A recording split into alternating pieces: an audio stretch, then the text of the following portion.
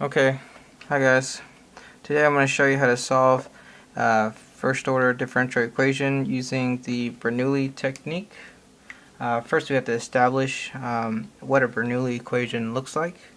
I'll write that here.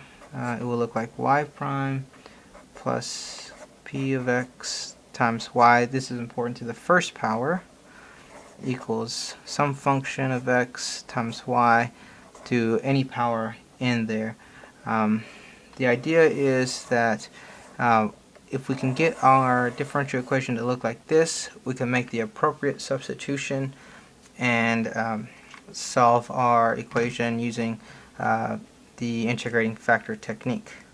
So let's come up with an example here. My example is going to be our x squared y prime plus 2x y minus y cubed equals 0.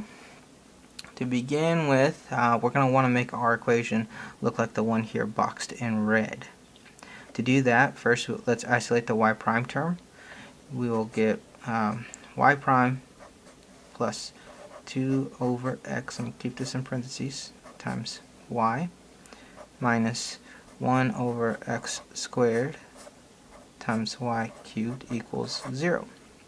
And from here, then this is y to the first power, so we'll keep this on the left side. But here, this is y to the cubed, y to the third power. So let's move this term to the other side to get that y prime plus 2 over x y equals 1 over x squared y cubed. And now we can see that this equation looks just like this boxed equation here. So now we're ready to begin. Step 1.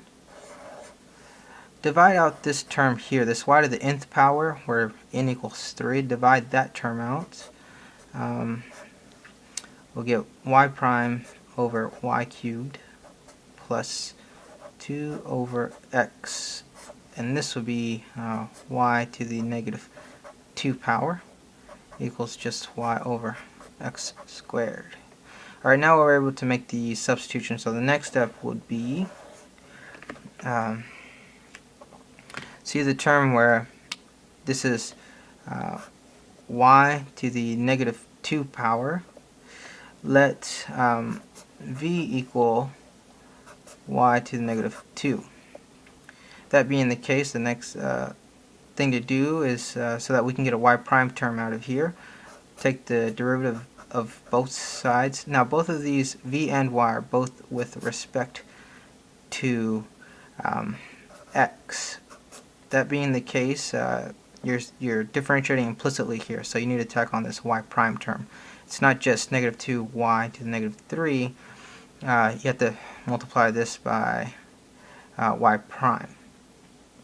And I'll say again, that's because both v and y we're saying are with respect to x.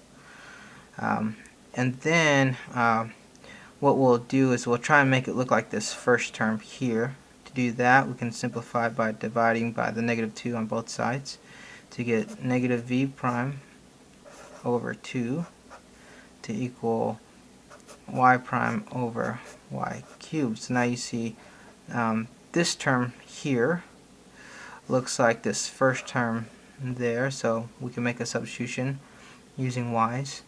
And we know that this term here equals v because we've set that to be our substitution. Okay, so let's rewrite it. I'll rewrite everything here in terms of v's and x's only to get that, well, let me rewrite what we're going to be making our substitution for again. So I'll rewrite this.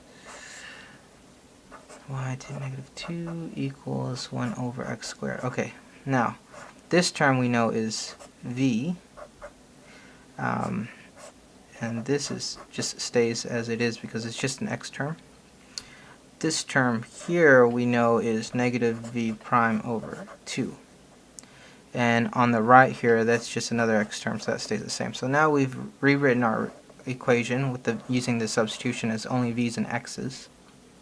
Okay, so this should start to look familiar to you because we'll notice that this we can solve using an integrating factor.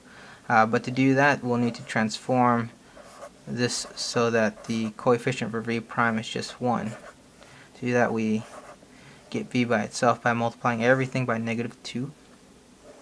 That will yield v prime plus negative 4 over x times v equal negative 2 over x squared. Alrighty, and then we notice that this is our function that we'll be using to create our integrating factor, e raised to the antiderivative of this function here, negative 4 over x dx. When you simplify this, you'll get e to the negative 4 ln x, or that our integrating factor is just equal to 1 over x to the 4th.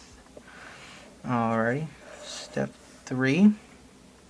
Step 3 will just be to fill out this shortcut that I've explained in my previous videos.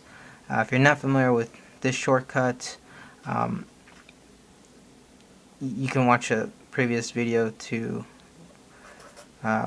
listen to its explanation, or you can just memorize the shortcut, because for this technique it should always work.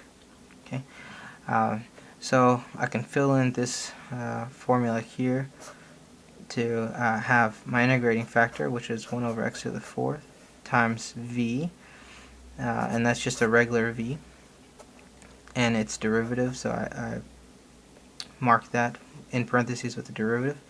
And then this g of x was just a function of x that was on the right side here,